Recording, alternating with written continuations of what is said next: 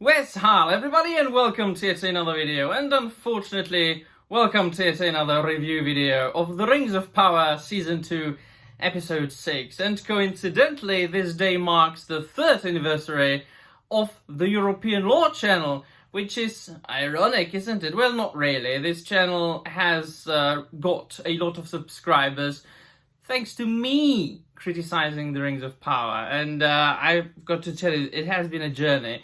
And especially after today's episode, which it has made me tired very much. It is more and more unbearable. Now, I'm glad that the show is ending in about 2 episodes, because I don't think I could have taken more than what has already happened and the 2 more episodes on top of that. Now, I have to tell you that I need to take notes, because it just this show makes my mind blank. Absolutely, it's so boring. And now I will be looking away also from the fact that I have been invested in Tolkien my entire life. I will be looking away from the fact that I do regularly edit Tolkien encyclopedias in the Czech Republic, edit and contribute to Czech editions of those encyclopedias here. I will be looking away from the fact that I have written a number of theses and articles on Tolkien.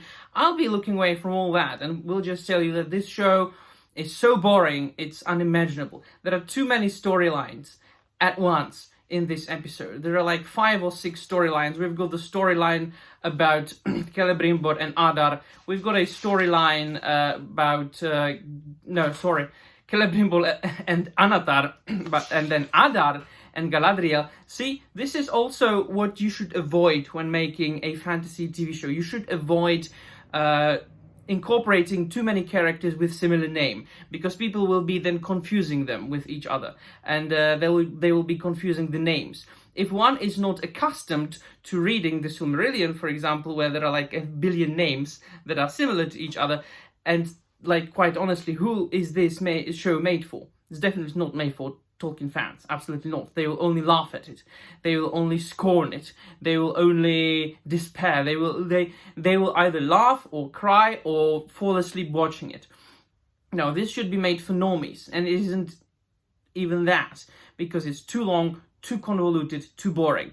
And it really wants to be Game of Thrones. Game of Thrones, this episode specifically.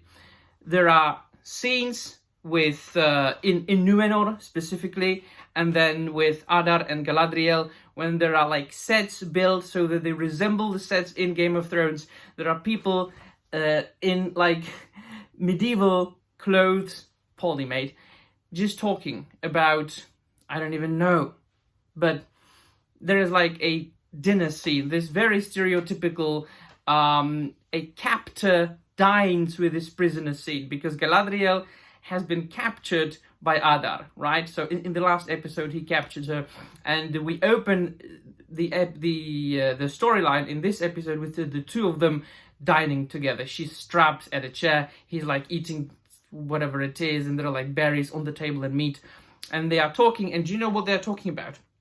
They are talking about exactly the same thing that everybody has been talking to Galadriel about this entire season, that she has been fooled by Sauron, that she's nearly been seduced by him, that she has entered her mind, and that she's all obsessed with him. And you know what happens?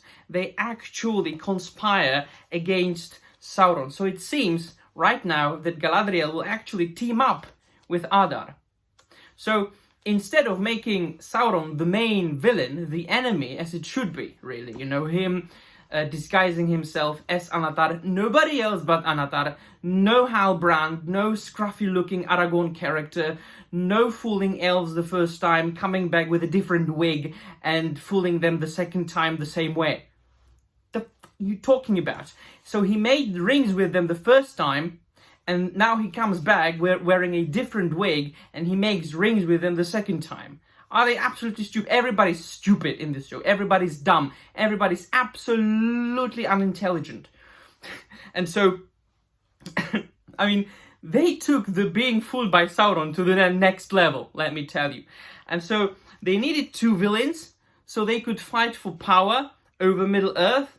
And so Galadriel will now team up with Adar to fight Anatar, Sauron. Meanwhile, Anatar, Sauron, the second time, being with Celebrimbor in Eregion and fooling him more and more and more, making him a complete nitwit and an idiot with amnesia, with whatchamacallit, this Alzheimer's disease. Yeah, he forgets where he put his hammer. He forgets the name of the character that really everybody should forget, because it is an Amazon's original character, the Mirdania character. But do you know what's also funny? Specifically for Czech people, I'm from the Czech Republic. Do you know what it sounds like, the name Mirdania, when you say it like that?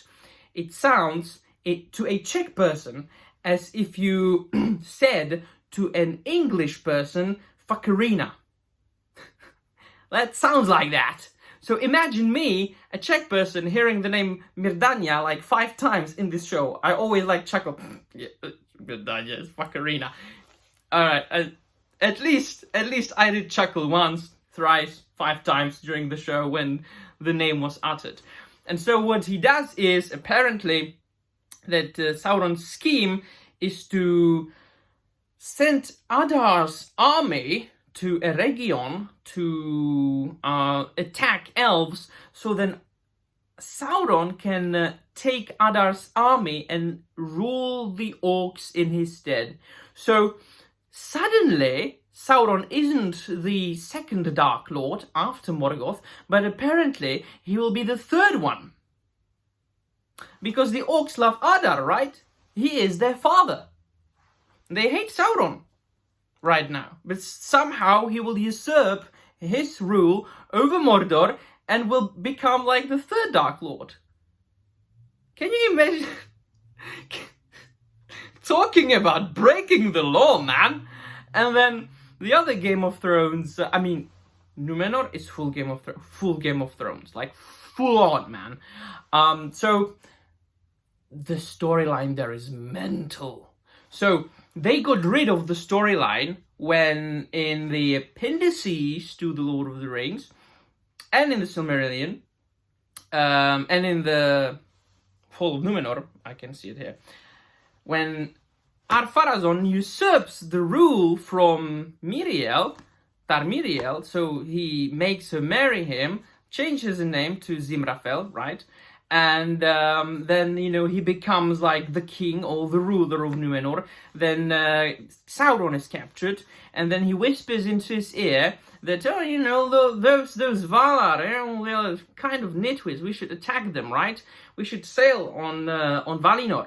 All right, we shall sail on Valinor. In the meanwhile, one of the faithful ones, Elendil, in the original story, along with his sons, Isildur and Anarion, no Erwin, no Titi daughter, they say, this is kind of strange. I don't think we should do that. Let's gather up some ships.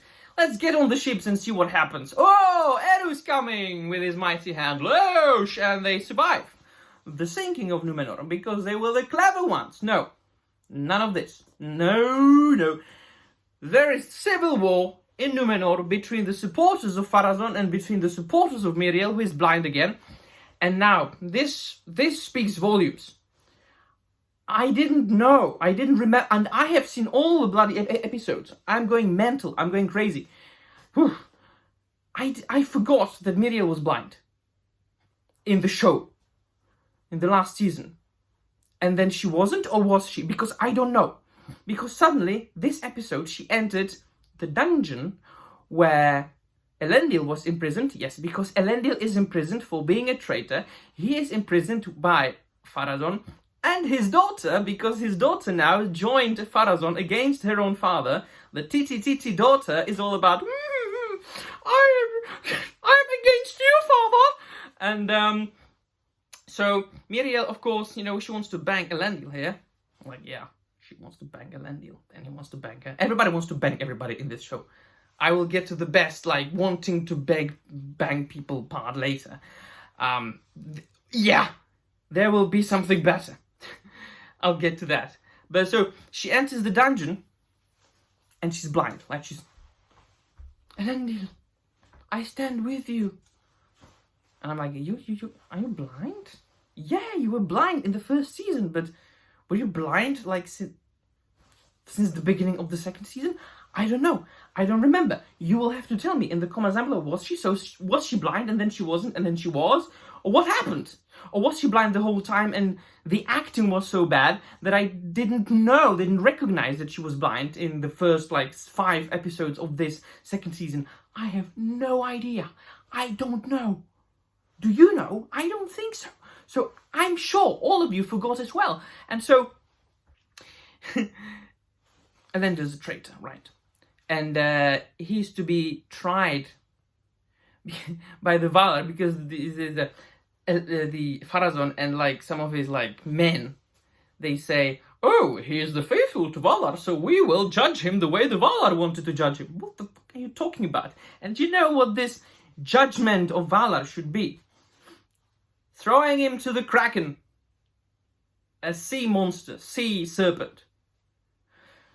So we've got the Clash of the Titans, because they say they almost say release the Kraken, I swear. So it's the Clash of the Titans, it's Game of Thrones, it's everything but the Lord of the Rings. So they bring him to the cliff for this trial, where there's a couple of Númenóreans, very much diverse Númenóreans, but a couple of them standing. It's 20 people standing there. I think they were running out of money at that point, or they were preparing for this 2-episode battle that will, be a part of the next episode. It's 20 people, all of Númenor, standing there. And I'm like, this looks so cheap. And so they want to throw him into the sea, because the sea is always right. So he's, tried by the Kraken. And Miriel arrives, the blind Miriel, and she says, no, I will be tried instead of him. I will jump into the water instead. So she jumps into the water. There's a scene that I fast forwarded, so it goes quickly. And the Kraken then spits her out. So everybody's innocent now. Elendil and Miriel are released.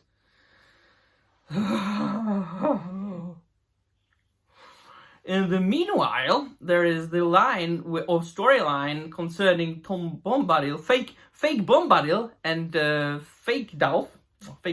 He's Gandalf. He is, now we know, because Tom Bombadil is apparently supposed to teach Gandalf and make him find his staff.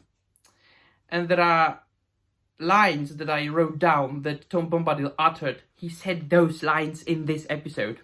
He said, the service to the secret fire. I'm the servant of the secret fire. And he said, many that deserve to live die, and some that live deserve death. Who also said that?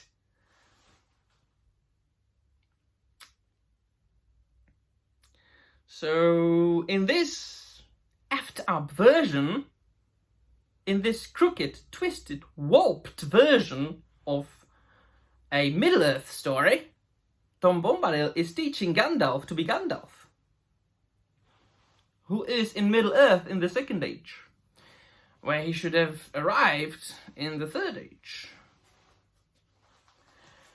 Okay, so in the meanwhile, there is Nori, who is getting suspiciously more and more beautiful. So, do you remember the first episode when they made all the Harfoots? All the Harfoots! They were dirty and ugly and things like that. But in real life, the actress who plays Nori is a very attractive woman, a very attractive woman. And so people were saying, she's so beautiful, why are you making her ugly? And the showrunners must have gone yeah. This episode, full on beautiful Nori. Full on. She is the best part of the episode, because she looks good. She's got they got rid of the strange leaves and cones, whatever it is, in her hair. Got rid of that, got rid of the dirt. They even put makeup on her. So she looks like herself, the actress, only with Hobbit hair. Alright, fine. So she speak to the big mama hobbit, and they talk about something. I'm blanking on what they were talking about. Some past thing, something from the past, and the big mama hobbit was crying, so on and so forth. And then cut, and we get to fake Sam and the Rajesh hobbit. And fake Sam, well, she Sam and the Rajesh hobbit, they were like, doing something with snakes. Again, here we go, eating awful things. It was bugs, it was scorpions, it was bees, it was snails, it was sitting on cacti. Now they were extracting like poison from a poisonous snake. And then, they were talking, and then they held hands, and then they kissed. And then the best part comes. Where is it? She said, she Sam, she said, "Did you have a lizard for supper?"